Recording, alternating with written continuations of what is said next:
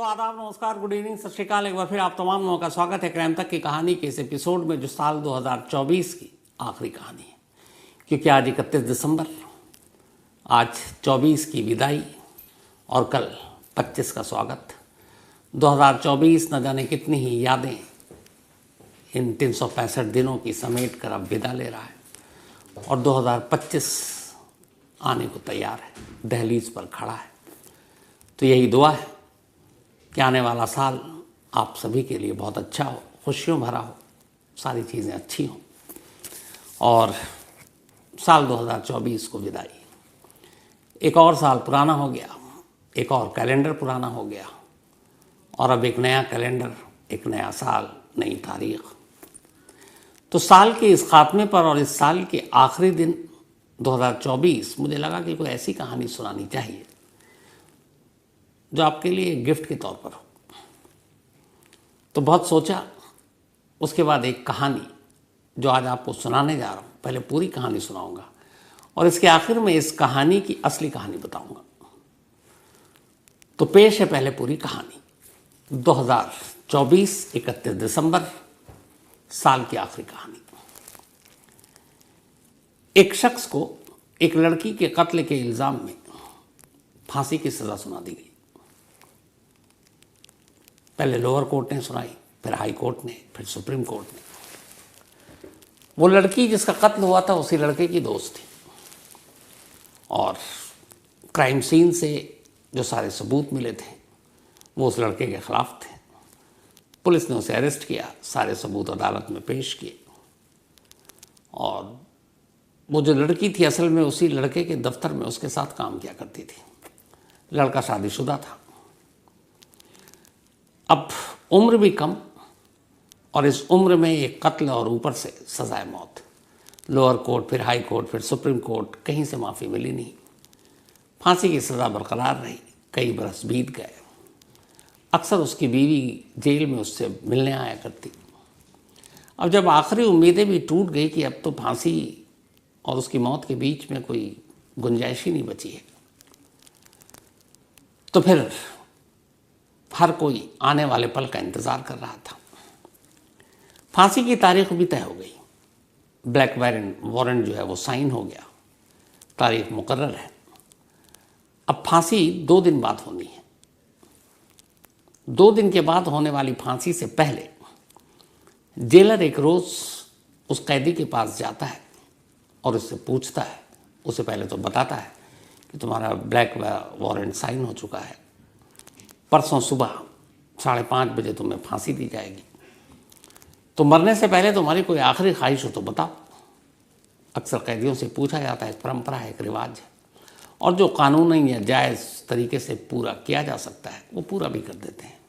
जैसे कई कैदी सिगरेट पीने की मांग करते हैं, कई कुछ और मांग करते हैं, कोई किसी से बात करने की बात करता है, कोई किसी को लेटर लिखने की बात करता है, तो सारी चीज़ें पूरी हो जाती हैं।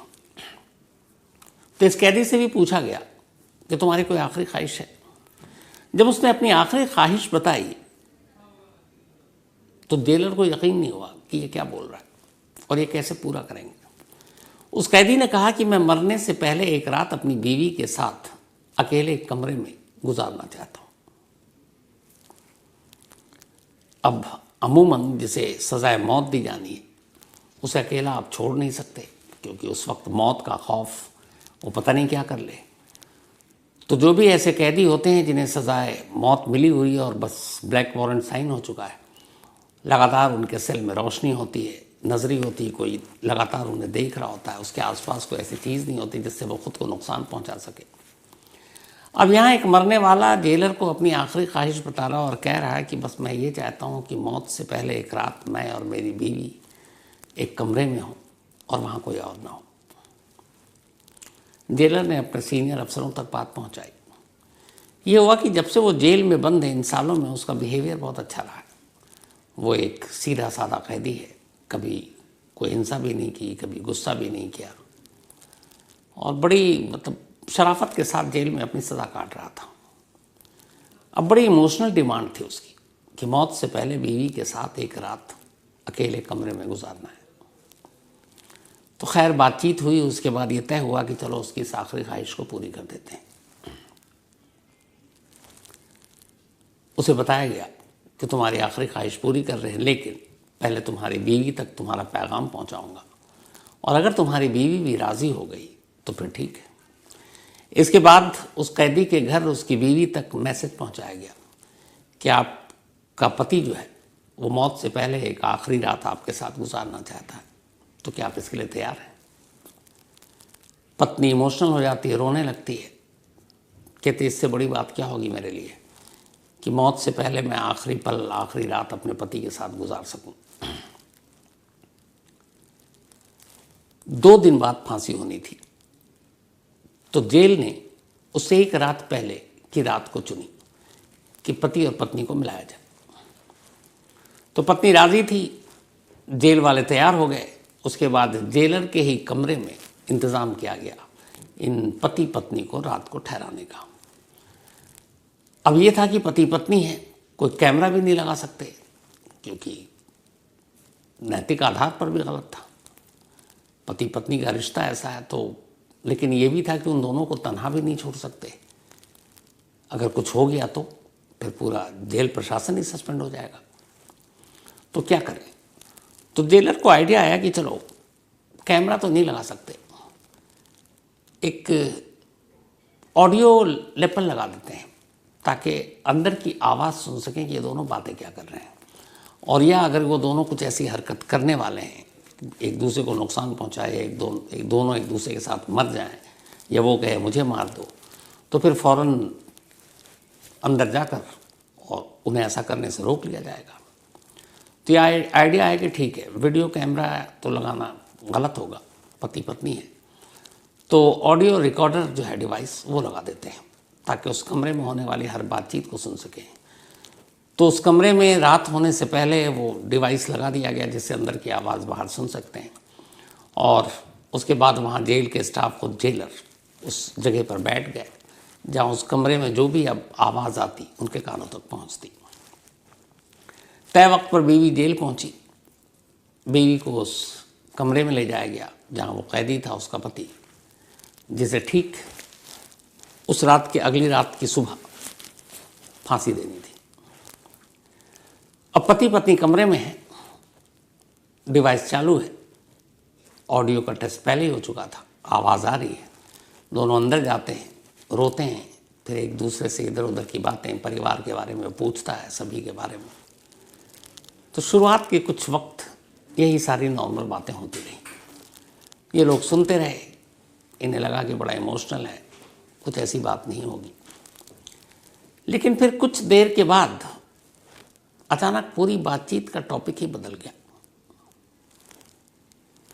अब जो बातचीत हो रही है उसे बाहर बैठे जेलर और उसके तमाम जो साथी हैं वो जो सुन रहे हैं, और वो एक दूसरे को अजीब नज़रों से देख रहे कि हो क्या रहा है। इधर उधर की बात करने के बाद रात बीवी ने अचानक पहला सवाल किया पति से। उसने कहा, ये बताओ तुमने उस लड़की का कत्ल क्यों किया? तुम्हारा उससे क्या अफेयर था या कुछ और रिश्ता था? तो वो फूट फूट कर रोने लगता है। कहता, मैंने तुमसे पहले भी कहा है कि मैं बेगुनाह हूँ, मैंने कत्ल नहीं किया। किसी ने नहीं सुनी। मैं अदालतों में चीखा, पुलिस वालों से कहा, यहाँ जेल में लगातार बोला। जेलर को भी याद आया, शुरू से कहता था मैं बेकसूर हूँ, बट मेरी बात किसी ने सुनी, इसलिए कि सारे सबूत मेरे ख़िलाफ़ थे। उस रूम के सारे जो फिंगरप्रिंट्स और बाकी निशान थे, जहाँ लाश थी, वो सब मेरे ही मिले। तो किसी ने सुना नहीं, लेकिन मुझे किसी ने कत्ल करते भी नहीं देखा, कोई चश्मदीद भी नहीं, लेकिन मुझे फंसा दिया गया। तो बीवी ने कहा कि अच्छा पूरी कहानी बताओ कि हुआ क्या था, क्योंकि वो अरेस्ट हो गया। उसके बाद जब जब मौका मिला बहुत कम।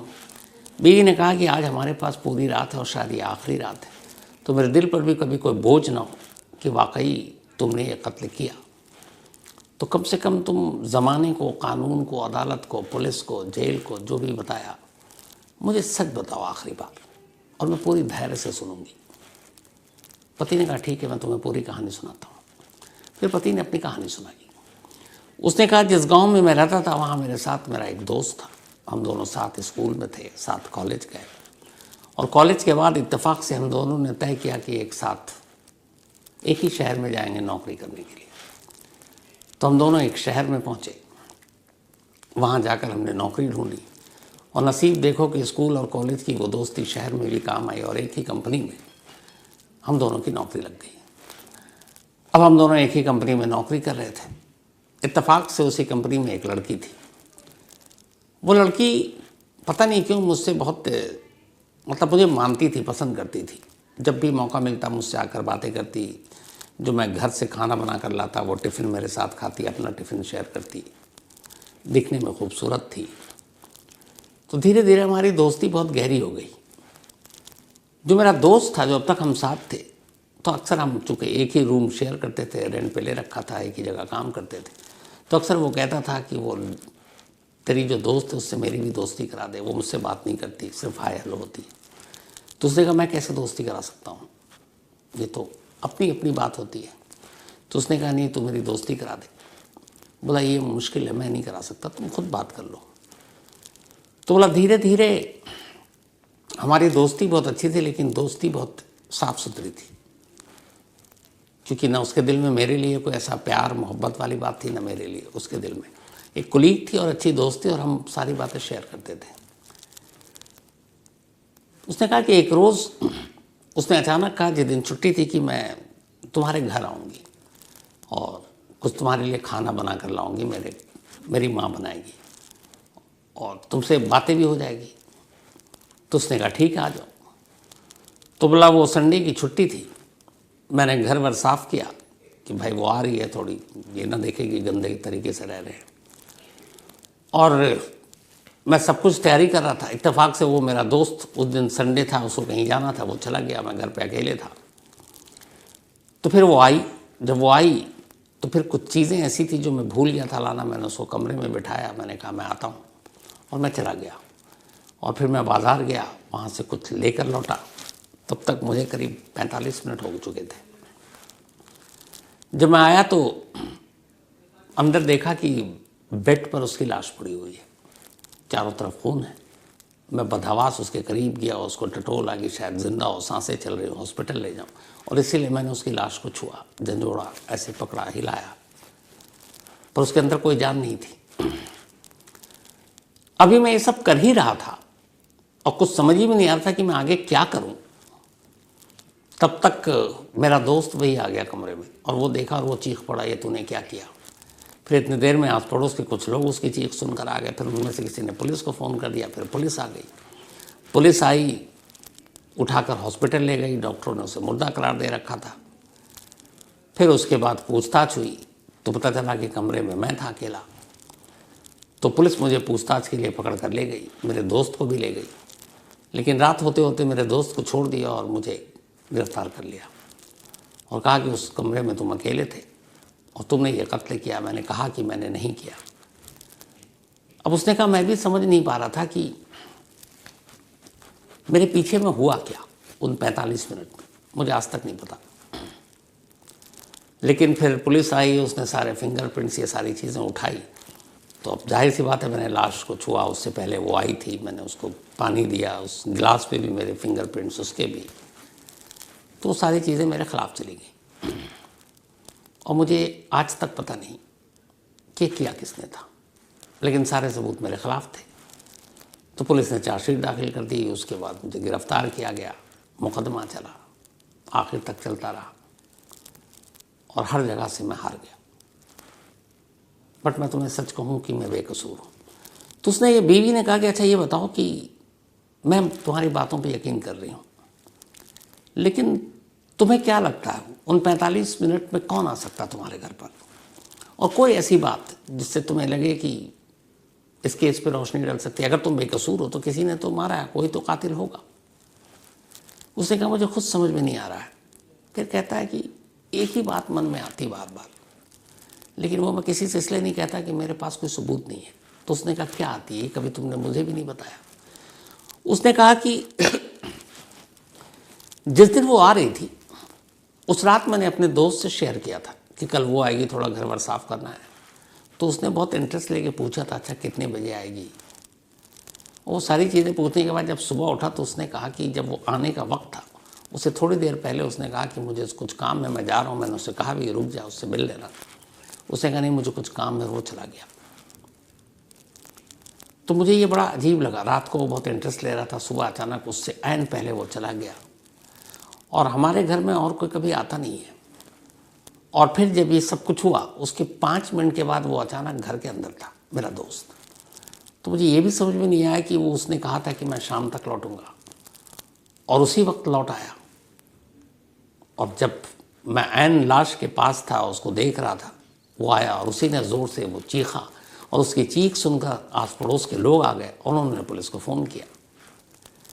तो बस एक शक है मेरे मन में कि कहीं मेरा दोस्त तो इसके पीछे नहीं है, लेकिन बचपन से मैं उसे जानता हूँ, वो कम से कम कत्ल नहीं कर सकता और मैं उसका इतना अच्छा दोस्त हूँ कि मुझे झूठे केस में फंसा भी नहीं सकता। लेकिन मन में है कि फिर और कौन, तो और कौन का जवाब मिलता नहीं, ले देकर बात उसी पर आकर रुक जाती है। लेकिन उसके ख़िलाफ़ आज तक मुझे कोई सबूत मिला नहीं, तो मैं कुछ बोला नहीं। ये कहकर फिर वो बीवी से कहता है कि देखो मैं बेकसूर हूँ, मैं कम से कम दुनिया क्या कहती मालूम नहीं, मरने से पहले तुम्हारा भरोसा जीतना चाहता था, तुम्हें यकीन दिलाना चाहता था कि तुम्हारा पति ऐसा नहीं और मेरा उस लड़की के साथ कोई अफेयर नहीं था, हम बहुत अच्छे और सच्चे दोस्त थे और मैंने उसका खून नहीं किया। बीवी कहती है कि मैं तुम्हारी बातों पर यकीन करती हूँ। इसके बाद वो पूरी रात दोनों रोते हैं और बातें कर रहे हैं। इधर बाहर जेलर और उसके तमाम साथी उसकी कहानी सुन रहे हैं और वो बातचीत रिकॉर्ड भी हो रही है। सुबह हुई, वक्त ख़त्म हुआ, पति और पत्नी के मिलने का। कैदी की आखिरी ख्वाहिश पूरी हो चुकी। आखिरी बार पत्नी अपने पति को गले लगाकर रोते हुए विदा लेती है, जेल से चली जाती है। उधर जेल से चली जाती है, इधर कैदी जेलर को थैंक्स बोलता है और जेलर और उसके बाकी साथी सब अजीब उलझन में कि जो पूरी रात हुआ, जो उन्होंने सुना, वो क्या था। क्योंकि कैदी को भी नहीं मालूम और उसकी पत्नी को भी नहीं मालूम कि उस कमरे के अंदर दोनों जो बातचीत कर रहे हैं, ये बातचीत कोई सुन भी रहा है। ये बातचीत शायद सिर्फ उन दोनों के बीच की थी, तो इस बात से अनजान थे कि उनकी बातचीत बाहर कोई सुन रहा है। तो इसका मतलब ये हुआ कि जब वो अनजान थे, उन्हें कुछ पता नहीं, तो जो भी दोनों अंदर बात कर रहे थे वो सच बात कर रहे थे। किसी को सुनाने के लिए नहीं, किसी को बहकाने के लिए नहीं, बल्कि दो पति पत्नी के बीच की आपसी बातचीत थी। जेलर को यकीन हो गया कि वो बेकसूर है, पर फिर कौन। उसे लगा कि पक्का उसका दोस्त ही कातिल होगा। जेलर ने फ़ौरन ऊपर अपने सीनियर अफसरों से बात की। उन्होंने कहा कि अब क्या होगा, सुबह हो गई, आज आखिरी रात है, कल सुबह उसकी फांसी का वक्त है, अब कुछ नहीं कर सकते। वो अपने सीनियर से बोला कि साहब तमाम गुनहगारों को फांसी हो, ठीक है, एक बेकसूर को फांसी हो, ये कम से कम इंसाफ और कानून का भी कत्ल है, हमें कोशिश तो करनी चाहिए। हमारे पास सबूत है कि वो बेकसूर है। फिर ये हुआ कि अच्छा कोशिश करते हैं। इसके बाद वकील के थ्रू अदालत में फ़ौरन इमरजेंसी सुनवाई की अपील की गई और कहा गया कि ऐसी ऐसी एक बात थी, एक कैदी ने आखिरी ख्वाहिश जताई, पत्नी आई, दोनों बंद कमरे में बात कर रहे हैं, इस बात से अनजान कि वहाँ एक ऑडियो रिकॉर्डर रखा हुआ है और उनकी पूरी बातचीत रिकॉर्ड हो गई है और इस बातचीत के हिसाब से वो बेकसूर है। तो प्लीज़ इसकी फांसी पर फ़िलहाल स्टे लगाया जाए और इस केस की नए सिरे से जाँच की जाए। जब ये सारे सबूत कोर्ट के सामने आए तो कोर्ट भी कन्विंस हो गया।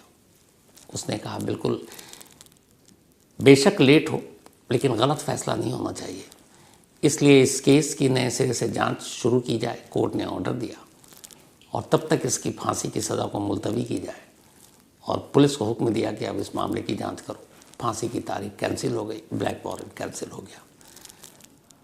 ये बात जब उसको बताया गया, उसकी फांसी से मतलब फांसी में कुछ घंटे बाकी थे, यकीन नहीं हुआ, समझ नहीं आ रहा था कि वो रोए कहाँ से।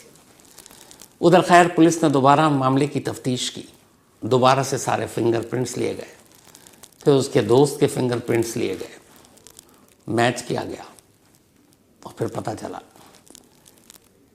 कि असली कातिल उसका दोस्त था।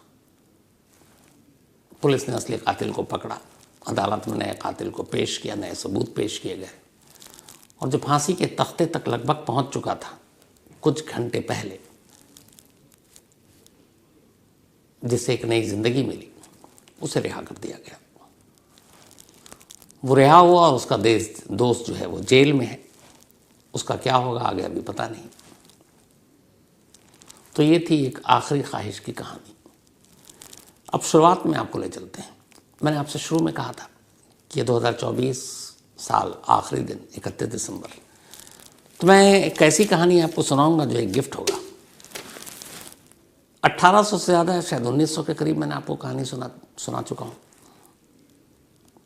ये पहली और इकलौती कहानी है जो पूरी आपको सुनाई, और क्यों सुनाई दोनों बताता हूँ। सोशल मीडिया पे ये कहानी लगातार अलग अलग जगहों पे तैर रही है, अलग अलग नामों से अलग अलग तमाम लोग इसको सुना रहे हैं अलग अलग प्लेटफॉर्म पर। कैसा ऐसा हुआ, शहर का नाम भी डाल रहे हैं, अलीगढ़, कैरेक्टर का नाम भी डाल रहे हैं। करीब 25 दिनों तक जितने भी अलीगढ़, उसके आसपास, यूपी के बाहर, हर जगह टटोला खंगाला, सब कुछ इस पूरे कैरेक्टर को, इस केस को, इस कहानी के ओरिजिन कहाँ से हुआ उस तक को फिर ढूंढा। और फिर पता है क्या चला? पता ये चला कि ये पूरी कहानी एक दिमागी उपज है, एक फेक कहानी है, एक फर्जी कहानी है। लेकिन एक जगह ये कहानी सुनाई गई तो फिर कई लोगों ने अलग अलग तरीके से इसको सुनाना शुरू किया। हमारी क्राइम तक फैमिली मेम्बर के कई मेल आए और इसको महीनों हो गया। मैंने कहा इस तरफ ध्यान नहीं देना चाहिए, लेकिन टीम को लगाया कि चेक करो। चेक किया तो पता चला कि ऐसी कोई कहानी कभी है ही नहीं। ये असल में एक दिमागी कहानी, क्रिएट की हुई कहानी है। तो हकीकत इस कहानी की आखिर में इसलिए बताया कि शुरू में बताता तो फिर आप कहते यार कि ये क्या कर रहे हो। तो कहानी कुल मिलाकर बहुत अच्छी है, लेकिन सच्ची नहीं। मुझे लगा साल का आखिर 31 दिसंबर, थोड़ा सा कहानी में कुछ ट्विस्ट लानी चाहिए। तो ये पहली और आखिरी असली कहानी नहीं, फर्जी कहानी आपको मैंने सुनाई। तो इसको सीरियस मत लीजिएगा, बट कहानी अच्छी है। जिसने भी बुनी है, जो पूरा प्लॉट है इसका वो भी बहुत अच्छा है, लेकिन इस कहानी का कहीं कोई वजूद नहीं है। तो मुझे लगता है नए साल के आखिरी दिन कम से कम ये खून खराबा बाकी चीज़ों से तो बेहतर है कि कोई ऐसी कहानी आपको सुनाई जाए। और इसीलिए मैंने ये फैसला किया और फिर लास्ट में सच्चाई भी बता दी आपको। तो कहानी में इतना ही, लेकिन कहानी ख़त्म करूँ साल 2024 का अपना वो आखिरी सिलसिला, क्योंकि 25 से नया सिलसिला शुरू होगा। आज वसीम जाफ़र इनका जन्मदिन है। Happy birthday Wasim Jaffer. ये दिल्ली के हैं लेकिन मुंबई में रहते हैं। गौतम सिंह इनका भी बर्थडे है। Happy birthday Gautam Singh ji. और ये भेजा है उमेद भाई चौधरी एंड सोनू राज पुरोहित ने। इसके अलावा हिमानी जैन इनका भी बर्थडे है। Happy birthday Himani. और ये रवि प्रकाश जैन जी की बेटियां हैं। साथ ही गुरनाम सिंह इनका भी आज बर्थडे है। Happy birthday Gurnam. और ये भेजा है अनिल मेहरा ने। साथ ही सुमन गुप्ता इनका भी आज बर्थडे है, तो हैप्पी बर्थडे सुमन। और ये भेजा है अंकित गुप्ता ने। इसके अलावा एक हमारे नाम नहीं लूँगा, उन्होंने खुद मना किया है, पायलट साहब हैं ये। और कल की कहानी जो थी उस पर इन्होंने बहुत बेहतरीन और ख़ूबसूरत जानकारी दी है कि एक प्लेन और बर्ड अटैक, इनके हिसाब से बर्ड अटैक बड़ी आसानी सी चीज़ है, इसको लेकर सीरियस नहीं होना चाहिए।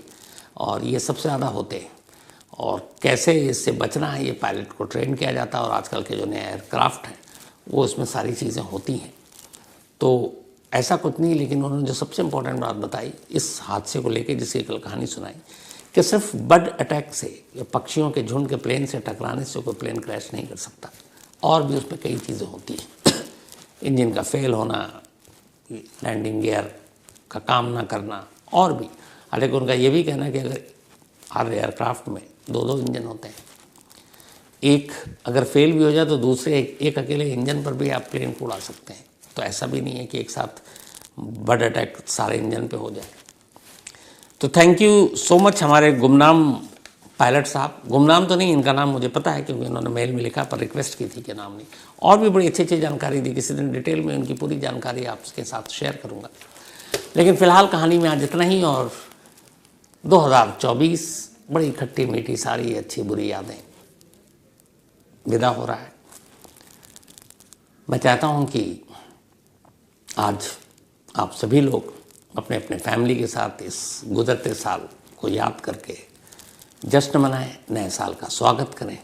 और अब आपसे मुलाकात होगी 1 साल बाद 2025 में 1 जनवरी को, यानी कल। तो तब तक अपना और अपनों का ख्याल रखिएगा। हैप्पी न्यू ईयर एडवांस में, और बाकी कल फिर विश करेंगे। तो थैंक यू सो मच। 2025 में मिलते हैं।